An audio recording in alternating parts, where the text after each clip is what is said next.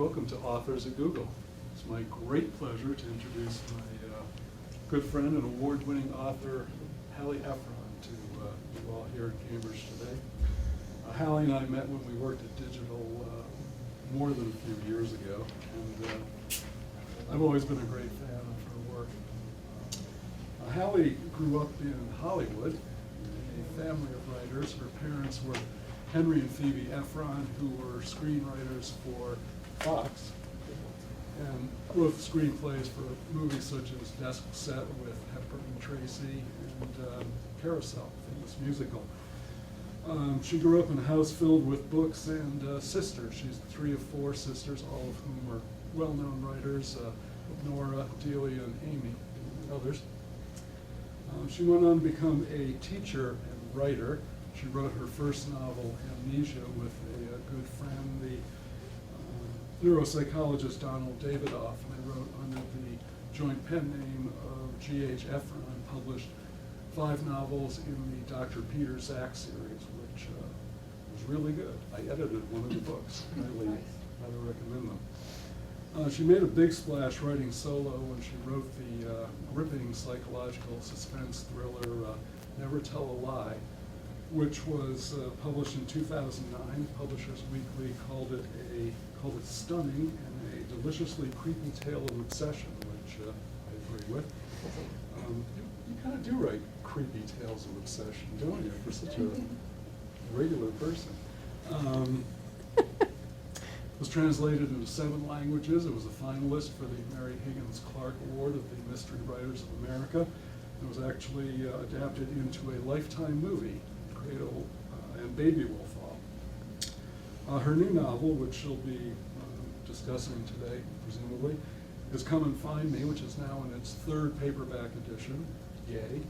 And it's the story of a recluse who lives and works online in the cybersecurity industry and must brave the real world when her sister goes missing. Booklist called it a suspenseful tale of high-tech skullduggery that even low-tech readers will appreciate it. Certainly everybody in this room will do so often also. She loves to teach, and she gives writing workshops. I keep emptying my bank account trying to buy everything she's written, because in addition to fiction, she's written Writing and Selling Your Mystery Novel, How to Knock 'em Dead with Style, and the Everything Guide to Writing Your First Novel, plus the Bibliophiles Devotional and 1001 Books for Every Mood. Fun. So please join me in welcoming Hallie Ephron. Thanks.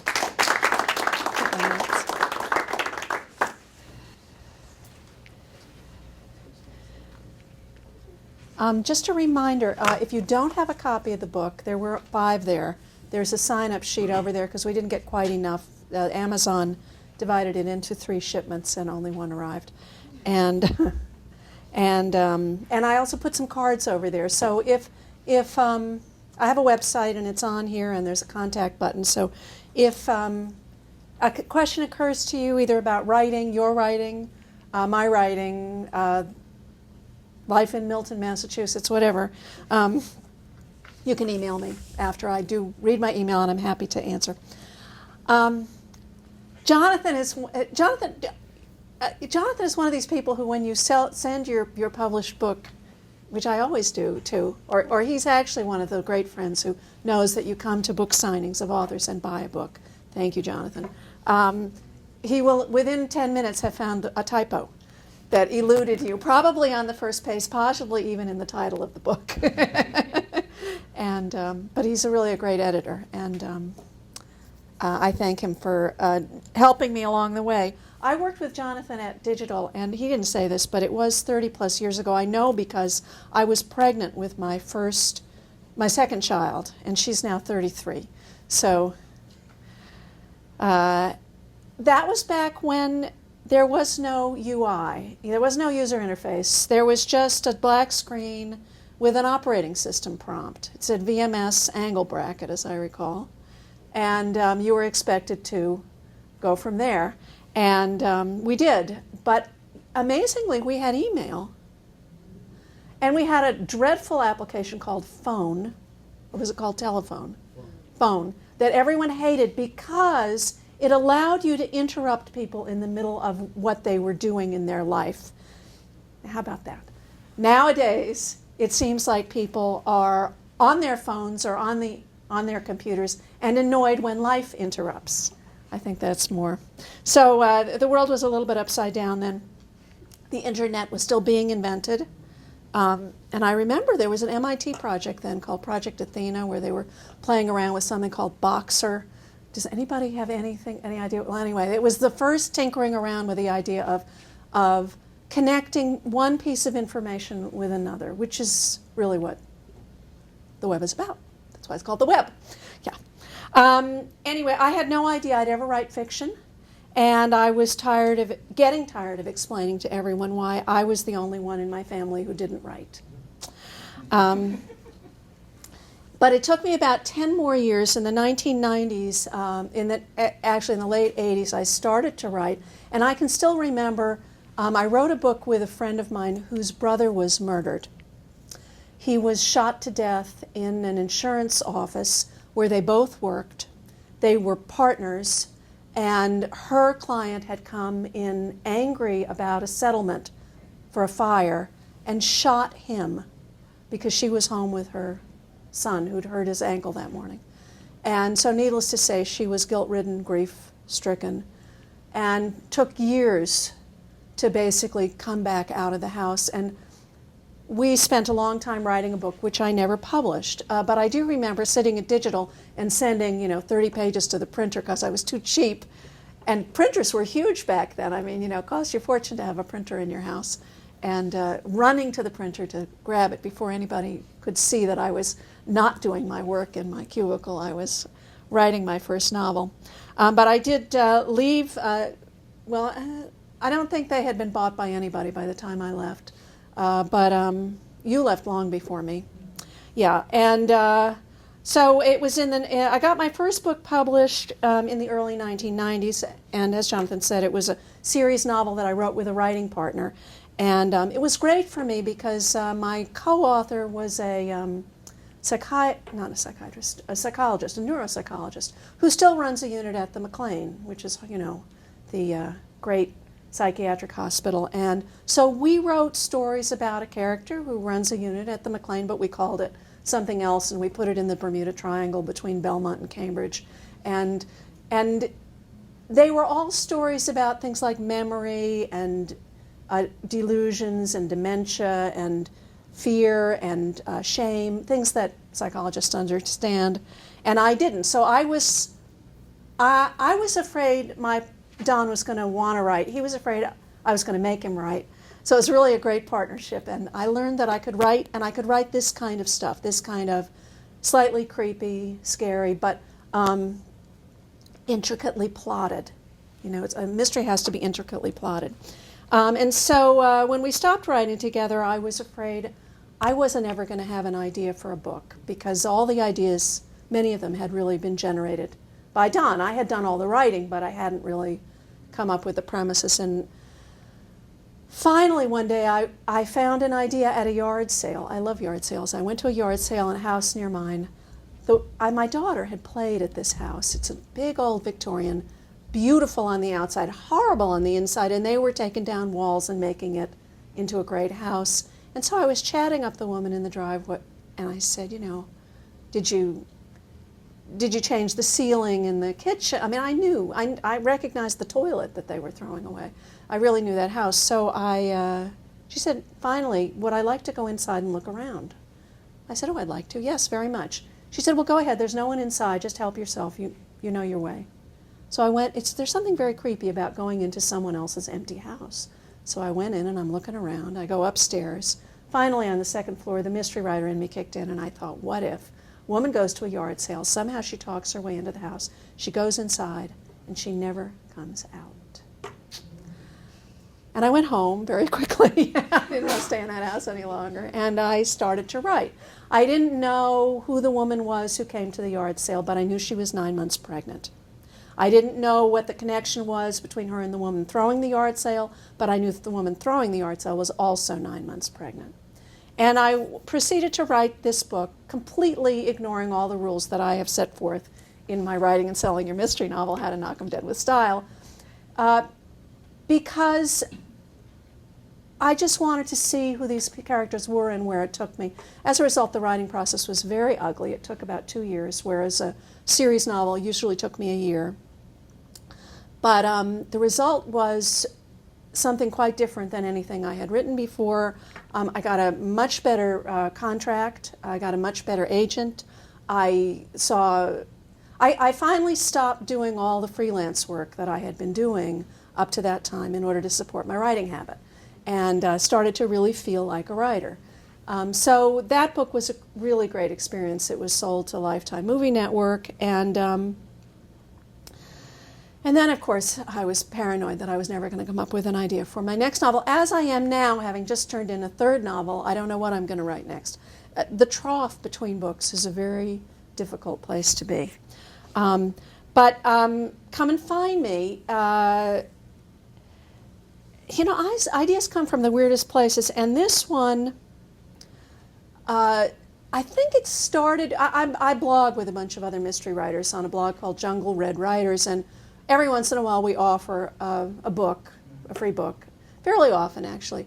And when that happens, we get this deluge of commenters that we know could care less about Jungle Red Writers, but it turns out that there are, but they're real, because they're not, it's not a bot or anything. I mean, it's not, and they're different, because we actually try to contact them and see if we're just getting the same email from the same person over and over, or we're not.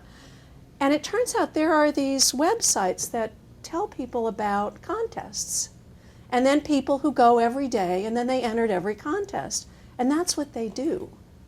And at the same time, I had a neighbor who never left her house, but she always got these package deliveries. And I thought, well, what if, the neighbor is one of these, because if you enter enough contests, you win a fair number of them. So the packages just kept arriving, and her only contact with the world seemed to be the UPS man. So I started thinking about it, and I started coming up with a story of a woman who, and this is Diana in Come and Find Me, who is at home, and she's at home because she's afraid to leave the house. But she runs, and this was where I had to figure out, was there a way that you could run a computer security business from your house and never leave it? And could you actually live that way? And I started thinking about the internet and how it connects people, but also allows people to isolate themselves physically, and also allows people to get spoofed. You don't really know that an email is coming from the person that it says it's coming from.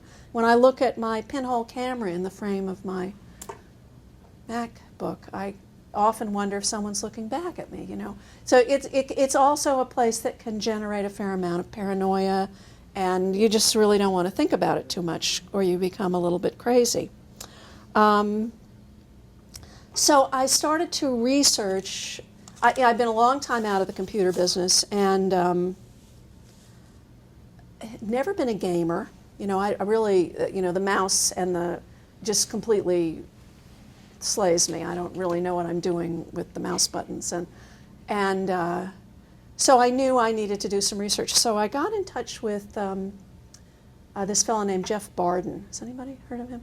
He's a security expert, and I wanted to find out from him, first of all, what were the greatest threats on the internet. I wanted there to be something at the core of this novel that was not terrorism and not robbing a bank. I have no interest in either of those things. I wanted something that would be personally scary, high stakes, but at a personal level. And so I met with him, and he told me, I said, can somebody live in their house and have a business? And he told me about Second Life. I'm sure most of you know all about Second Life. Well, in my book, it's called OtherWorld, because I didn't want to get sued. And he was telling me, about the porn, about the cyber terrorism that goes, people are actually training terrorists in Second Life, and that, as well as just normal people wandering around and, going from island to island and buying things in Second Life and finding like-minded people. And so it has the positive and the negative side that I wanted, because that's what I see in computers, is both the very positive and a very scary side. So I, of course, figured, well, nothing with computers scares me. I've been, online for years and years and years, and it's just not a scary thing. So I, went to secondlife.com and created an avatar, and that was fun. It was like my Betsy McCall doll, getting her dressed and figuring out, not so easy for me, how to make her move forward and not bump into furniture, and then flying, which is very cool, because I kind of felt like Harry Potter on the back of Buckbeak, because it's first person, you're watching and flying over, and it was very cool. And then I fell in the ocean, and I couldn't get her out. I mean, I just could not figure out how to get and I was like breathless, gasping, and I thought, you really do connect with your avatar. And I also, I was 3 hours into this odyssey and realizing there was not enough time in the world for me to get as good as I needed to get to really learn about Second Life. So back up, and I started to call, I put out something on Facebook to all the people that I had worked with, from HP to, I was in a startup, I was at all kinds of computer companies. Somebody must know somebody who plays in Second Life and works in Second Life. I wanted both experiences. So I connected with someone at Raytheon who conducts training. She creates training events for them in Second Life. And so I went and sat next to her and rode shotgun and watched her and took, copious notes on how you do all the things that she did. And while she was showing me a place where they were having training, this virtual metal cylinder dropped over her avatar. And she explained to me that there were griefers. These were people who had managed to get into this place because there wasn't enough security. And again, it was just so creepy, that this could happen. And she was telling me that there's a lot of porn in Second Life. My second guides to OtherWorld were a couple who lived up in one of the northern suburbs in a house that's, I got to put this house in a book one day. It was shag carpeting and cigarette smoke, and coffee that smelled like it. They never started over with the coffee. And the house, very nice people. But I was, sneezing and gasping for breath within 2 minutes. A lot of dogs, too, a lot of dogs and cats. And but they kind of just hang out in Second Life. And so again, I sat next to the husband in this case, and he showed me how he could see which of his friends were online and how to go where they were and the coordinates, and just tried to get enough information that I could make myself feel credible without really learning Second Life, which I really did not. I'm not, as I said, it really did not interest me to really experience it. So, so that was my adventure on Second Life, and I was able to see where it can be both scary and fun, and also helpful. As I was talking to Jeff Barden, I wanted some way that there would be a danger here as well. And one of the things that he started telling me about was just how everything is on the network and therefore vulnerable in its way. So just take a hospital, for instance. The security cameras are networked. The machines that monitor your vital signs are networked. All your data that your doctor has about you is potentially on the network. The machine that administers morphine when you need a hit is DNA profiles. And on it goes. And you can start to get paranoid and what I did was start to spin a what if there were a hacker who could use those vulnerabilities to hold hospitals and insurance companies for ransom. And I mean, that's really, the other person that I did a lot of research with, not a lot, I spent a couple of hours with him, is a former hacker who now works for computer companies. And he was telling me how, in the early days of hacking, it was kind of cowboys. People were doing it for fun and to show that they could and to one-up each other. It was a very kind of male and, juvenile in its way, kind of showing off. And that now things have changed quite a bit, that it's really much more a business. And people make a lot of money and there's a lot of dollars at stake. So, I mean, I wasn't really interested in the hacker in the Ukraine who's, getting into computers and getting people's credit card. To me, that's got no juice as a mystery story. But I was interested in the potential of getting in and getting DNA profiles and what you could do with that, getting in and monitoring people in the hospital when they didn't know they were being monitored. That seemed like much more of a personal violation. And so that's kind of what leads into the subplot. I also got really interested in the idea of an avatar, that this is a person that you create online, your personality, but in a way in a Halloween costume. You could be whoever you wanted to be. A third, apparently, of the avatars in Second Life that are female are really, controlled and created by men. So you have no idea. So it's a great opportunity to try on different personas, to try to be someone you're not, to fool people or take advantage of them. And my feeling was that for my character who was stuck in the house, her avatar would be a way for her to get out, for her to be the person she used to be, but online. Having said that and all that computer stuff, the other thing that always drives me, the creepy part, is, I come from a movie family. I always think very cinematically about the books that I'm writing as if the narrator is a camera in one of the characters' heads. And I always am going for what I call the light bulb in the milk moment. If you've ever seen Alfred Hitchcock, and Alfred Hitchcock is my idol. I mean, if I could write books the way that make you feel the way Alfred Hitchcock does when you're at the end of the second act, moving into the third act and winding up. I always remember the movie Suspicion. Now, in Suspicion, some of you will know, Joan Fontaine is the wife. She's upstairs, an invalid in bed, awash in satin sheets, and she's sure that her husband is trying to kill her. Her husband, Cary Grant, is climbing the stairs at that moment, carrying a silver tray, and on the tray is a glass of milk. And Hitchcock does, the famous back and forth between them. We hear her, we see him, a little closer to her, a little closer to him, until we come right in on the milk. And he never has to say anything because we know there's got to be poison in that milk. And the milk seems to glow.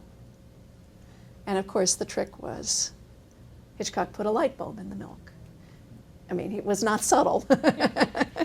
But you don't realize that when you're watching it. And for me, always when I'm writing, I'm reaching for that kind of a moment. What I love about it is milk is nourishing. Warm milk is what puts you to sleep, relaxes you. It's this very nourishing thing. And yet he twists it and makes it scary.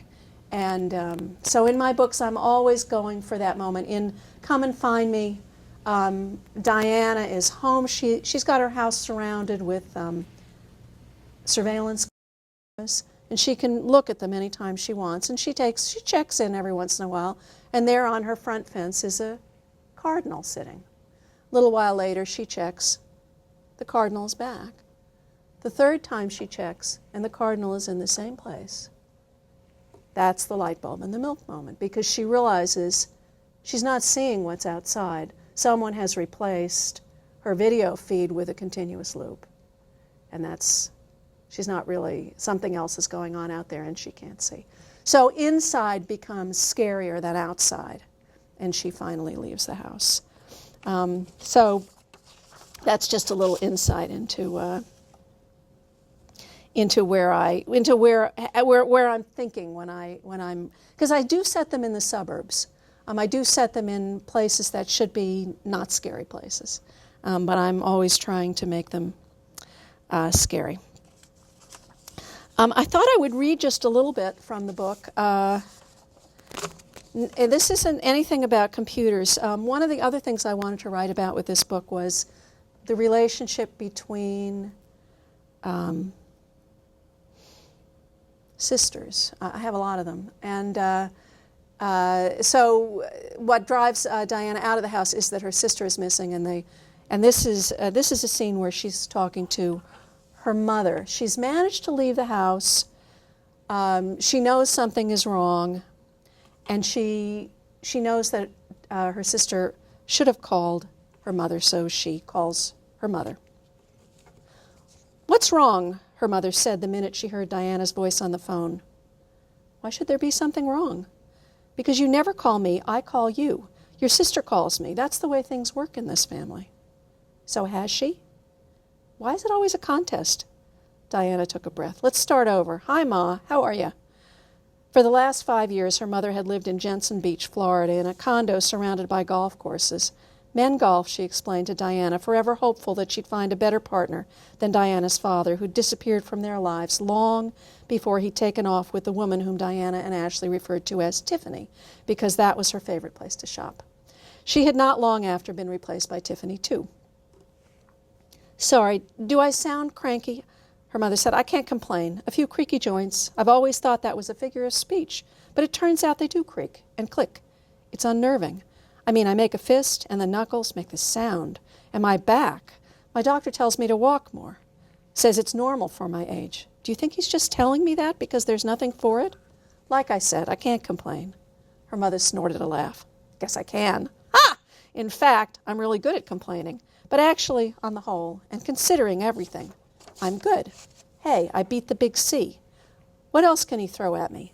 Carpe diem, that's what I say. Carpe diem every single goddamn day. How about you, sweetie pie?" Her mother actually paused. Diana waited until she was certain that her mother wasn't going to answer the question herself. "I'm good." "Good? Just good? That's nice, I guess. You getting out of the some? Good. I'm glad you're getting out. And if you're not taking vitamin D supplement, you should be. You don't want osteoporosis to get you when you're my age." There was a moment of silence. "You know, all I want is for you to be happy. Your sister tells me. So did she call?" "Last week. She was supposed to call this morning. Monday morning. She always calls." "Monday morning. Ashley usually answered her messages and showed up at work, too." "Has something happened to your sister?" her mother asked. "Because all weekend I felt something was off. I thought it was me. Then today she doesn't call, and you do. Is something up?" "Nothing's up. I haven't actually talked to her either." "Since?" "Friday." "Ah. Did you check her apartment?" "She's not answering her phone." "Because she's not there, or?" The silence that followed felt laden with the accusation, and an image of Ashley lying on her kitchen floor, paralyzed and unable to reach for the phone. Her mother went on, "I'm sure she'll turn up, hon. She always does. Try not to worry about it too much." 2 years ago, Diana would have been the one trying to reassure her mother. Good advice. "I'm full of good advice. Don't you know that?"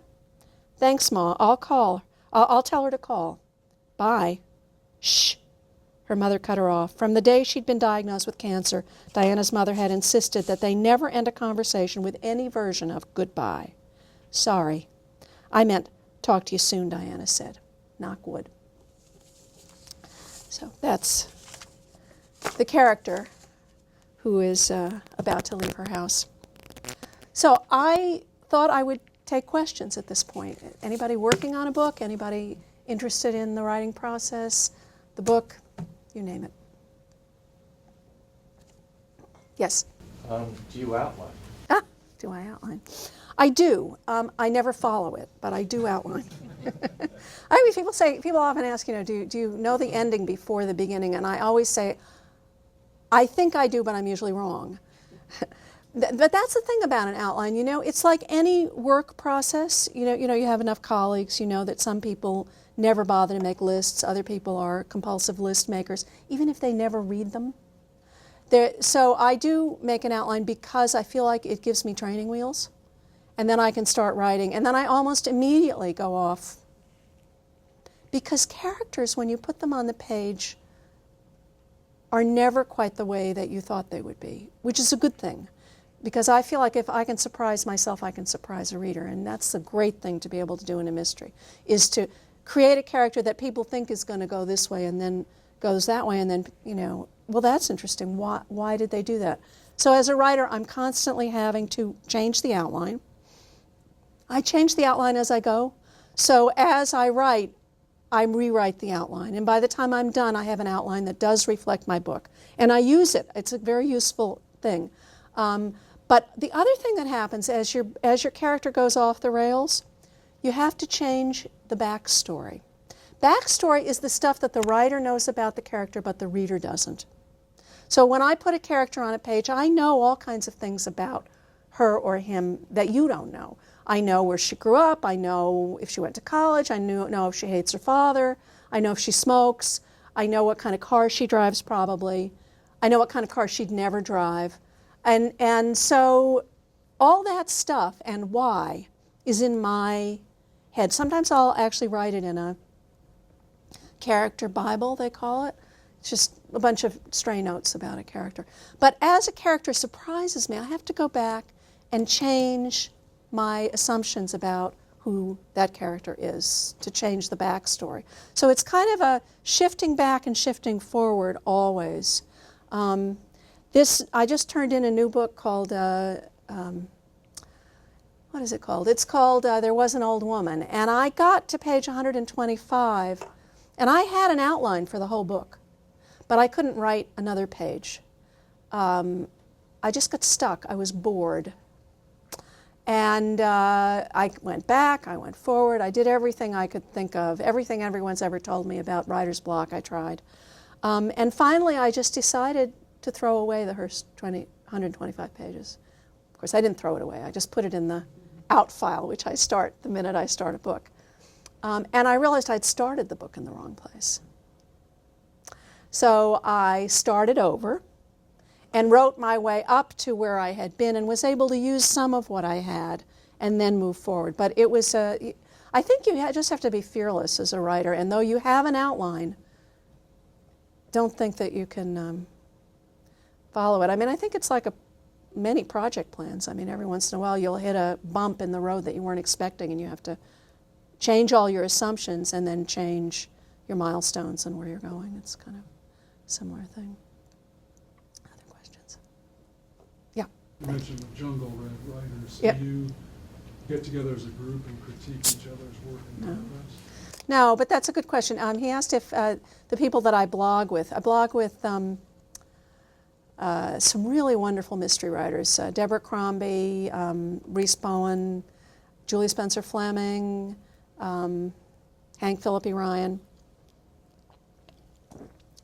And I do ask Hank to read my work because she's a good friend. But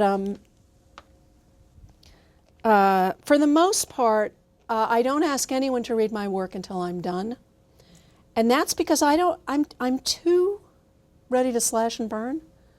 And I don't own my words at all. I'm very easy with criticism, but a little over easy, because sometimes you throw away what you've got before you realize what you wanted to say. So I feel like I at least have to get those first 300 pages out and know where I'm going before I give it to somebody to critique. Then I'll be happy to change anything, but at least I know what I meant to say, because otherwise you end up writing someone else's book. And that's not a good thing, you know? You don't even know what you wanted to say in the first place.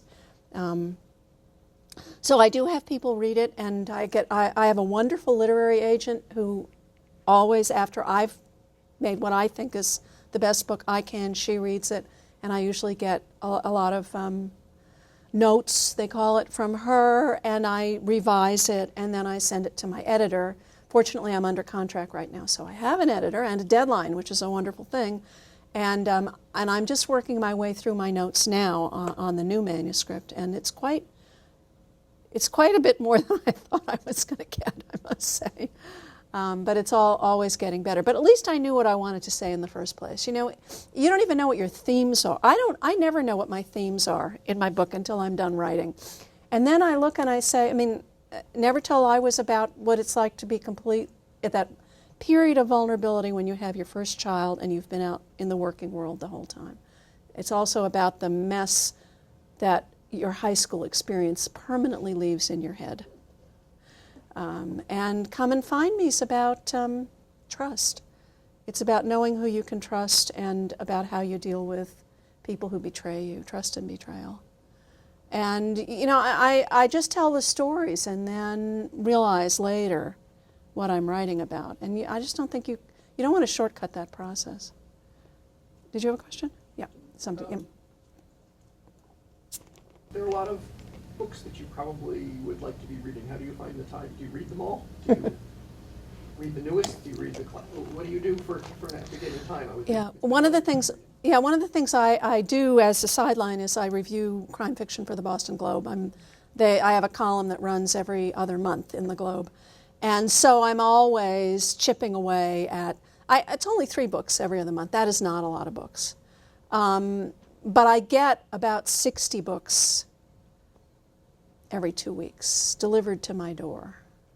So I have to sort through them and make a short pile of the ones I'm interested in reading. And I start a lot of books that I don't finish. I hate to review a book I don't like because I hate to read a book I don't like. What is more painful than reading a book you don't like? So I would rather leave enough time to put it aside. Why bother? Exactly. So, and also there's so little ink for authors right now. I mean, there's so few newspapers being printed. There's so few real book reviews. Almost none. It's such a fraction of what it used to be. So I really don't want to be putting negative reviews out when I could be telling people about books to read, not books not to read. What is the point? So having said that, I start a lot of books, but I also have my pile of, I just finished all of the Hunger Games, which I loved, I have to say, but I'm a big Harry Potter fan too. You know, I love the Harry Potter fans, all of the books. I read them all. I just read one of the books that was nominated for the Edgar this year, which I loved. It's called The Devotion of Suspect X. Has anybody read that? Oh, it's brilliant. It's about a mathematician. It's about a woman who killed, in the first scene, a woman kills her ex-husband, and her neighbor is going to work with her to hide, to figure out how she's going to get away with it. He was awful and abusive. And the guy is a kind of Asperger's-y mathematician. And his nemesis is a physicist that he went to university with. And it's diabolical. And it's got a plot twist I did not see coming. It's got a great plot twist. So I've also got my stack of books, that I want to read. I want to read Gilead. I've got a lot of books, all kinds of books that I just don't get to. Yes? The description you had of, how people's lives are so networked and, they're so vulnerable because of all this information, reminded me of The Net, Sandra Bullock's movie. I'm Yeah. kind of curious where that fits in, and now it's been, 17 years since it came out? That's I'm true. curious I had what- forgotten about that movie. Yeah. Questions on how things may have changed or how we've accepted things that...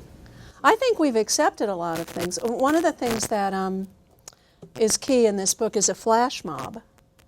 And of course, when The Net was written, their flash mobs hadn't yet been invented.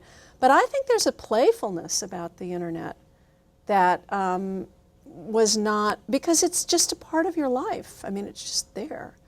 I think it was so new. It was much newer then, and I love the playfulness of it. I love Facebook. I love being able to connect to people I don't know. I like trying to suss out which people are not real. I don't know. I guess I think I think it's possible to take it a lot less seriously than then. But I do love those.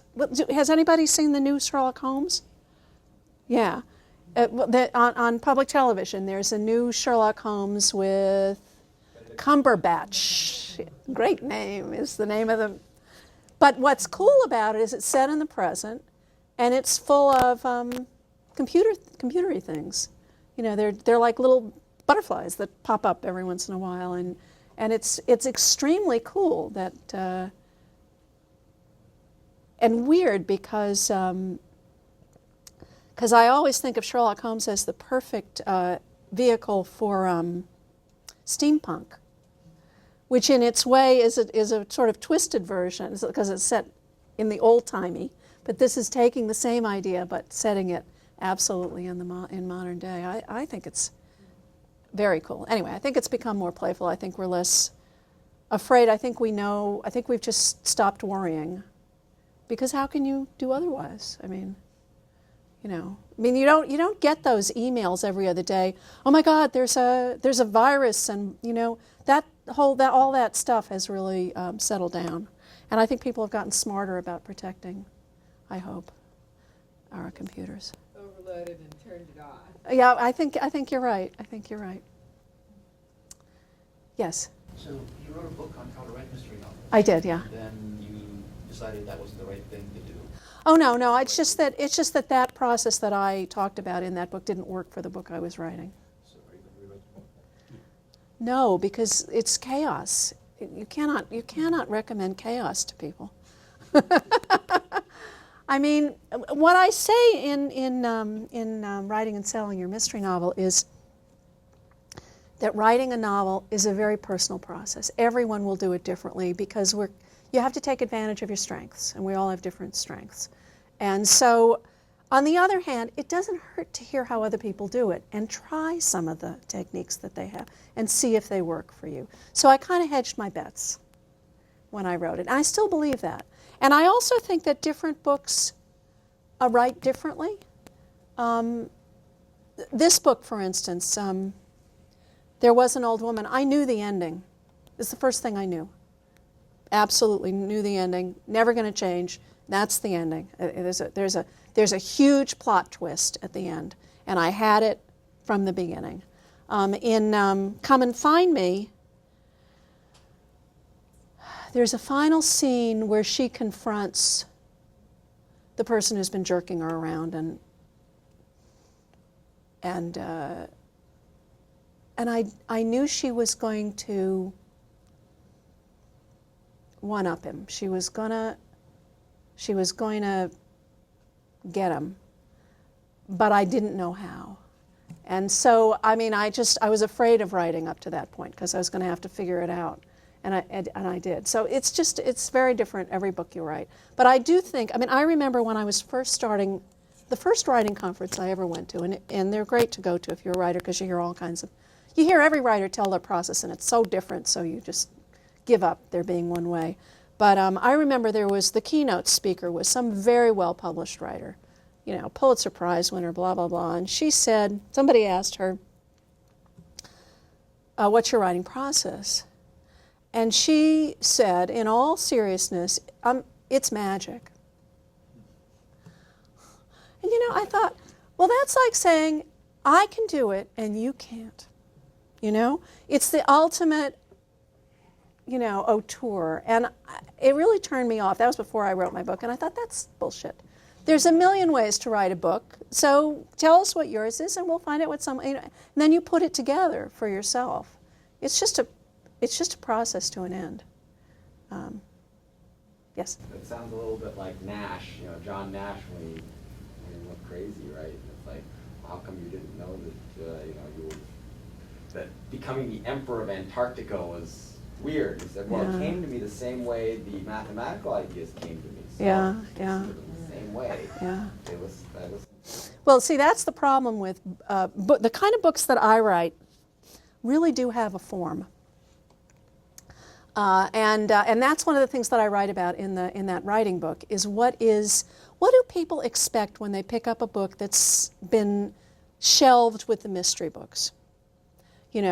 there's a certain expectation, and that's not to say you have to write a book that conforms to those expectations, but readers will not be happy if they pulled it off the mystery shelf and it doesn't feel like a mystery. So what I was writing about a lot was the structure of a mystery. It always, always opens with a scene that throws a character off balance. Just like a movie, actually. Movies always open with those, start noticing. I mean, they always open with, doesn't have to be a dead body. I mean, it can be a guy parking his Porsche at the apartment building, coming up the stairs, walking down the hall. The door to his apartment is ajar. He pushes it open, all the furniture's gone. And there's a red stiletto heel in the middle of the bare floor.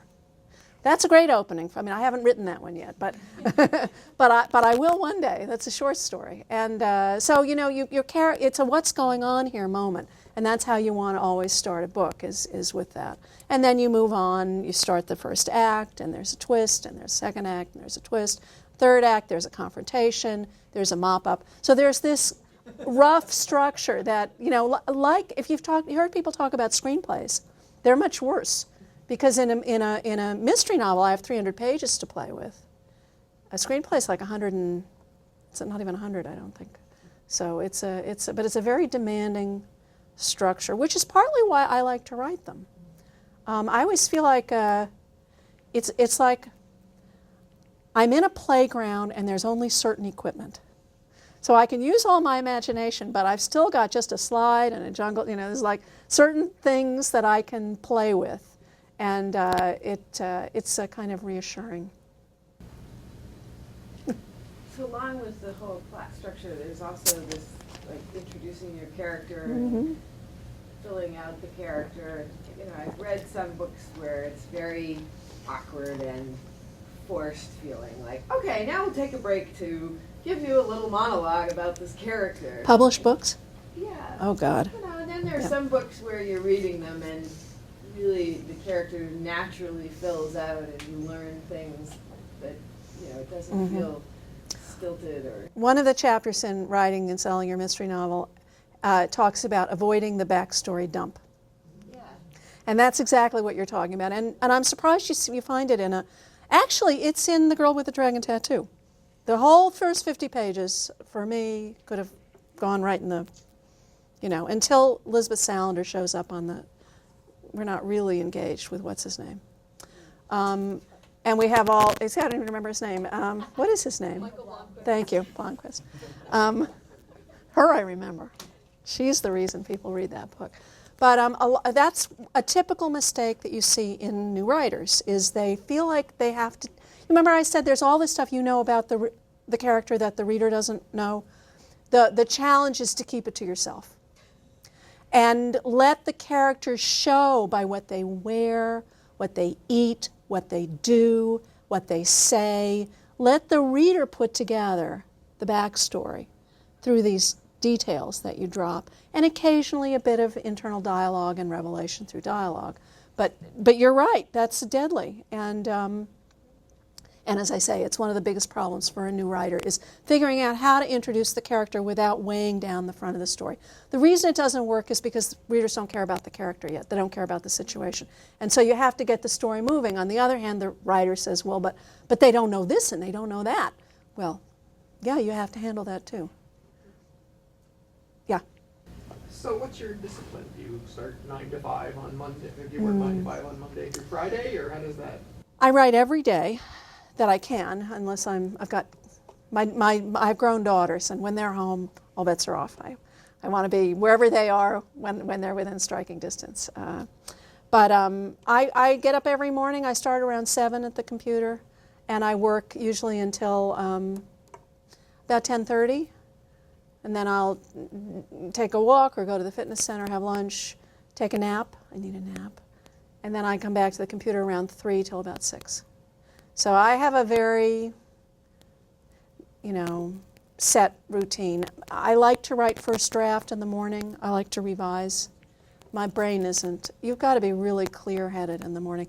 And I have to say, one of the most fruitful times for me plotting is lying in bed before I get up. That they call it. It's that almost dream state that you're in. That's hypnagogic. I couldn't remember if it was hypnagogic or hypnopopic. They're the other ends of the day, yeah.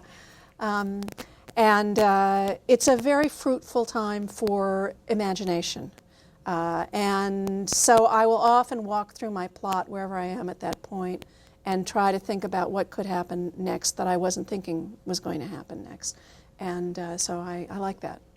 And then I have to get down to the computer. I will forget what I was thinking before I got there. Other questions? Yes? It seems to me that with this latest book, you've taken people who like to have powerful excitement in their inner lives while they're reading, and you've given them a heroine who is living in this little world. Can you see that telescoping into a place where it's really hard to get out without somebody coming to find you? Yeah. Well, I mean, that was one of the challenges of the book is, I mean, here's a character who lives in a little house, and she's closed herself off to the outside world. I had to get her out because it's boring. You know, it's claustrophobic. I don't want to write a book that stays there. Did anybody read Room? Nobody read it? Oh, you people have to read more. Room is a fabulous book. It was last year's, or maybe the year before. It's the story. It opens. It's told from the point of view of a 5-year-old, which is a tour de force in and of itself. And gradually we come to realize that he is with his mother in what amounts to an oversized packing crate, that they're imprisoned there. There's a bed. They have a guy. You know, it's like what happened to Elizabeth Smart. You know, it was, yeah. Only it's from the point of view of the 5-year-old. And when I started reading that book, I thought, oh my God, she's going to stay. How long are we going to be in this packing crate? Because you just can't sustain a story that long in, yeah. So fortunately, they do get out. But she was in there longer than I would have imagined. So no, I don't want to write. I like to write characters that are resilient because I think characters that are too whiny and stay where they are, I mean, they're not interesting, you know. I want a character who, and that's why I keep getting nominated for the Mary Higgins Clark Award. Now, I've never read a Mary Higgins Clark novel, I must tell you, but I think what she writes about are women who are kind of beset upon and then they save themselves, I think. And so that's what I like to write, is somebody who is not going to whine, but she's going to sock somebody eventually. But it sounds like you had to, she was in there so tightly that you had the pushing her out of the house because it was too scary to stay, and something pulling her out. She had to be pushed and pulled. The inside of the house had to be scarier than the outside, and she had to go out and save her sister. So yeah, that's right. She had to be pushed and pulled. Yeah, the pulling didn't just do it, because she would have just called the police, which is one of the biggest problems in writing a mystery novel. Why doesn't she just call the police? Yeah. Well, thank you very much. Be sure to sign up for a book. I hope you'll want one, and if you didn't get one. And We're going to go over to Chatham for lunch. Anybody would like to join? yay. Yeah, and I'm serious about if you have questions that follow up, just email me. I'm happy to reply. Thank you.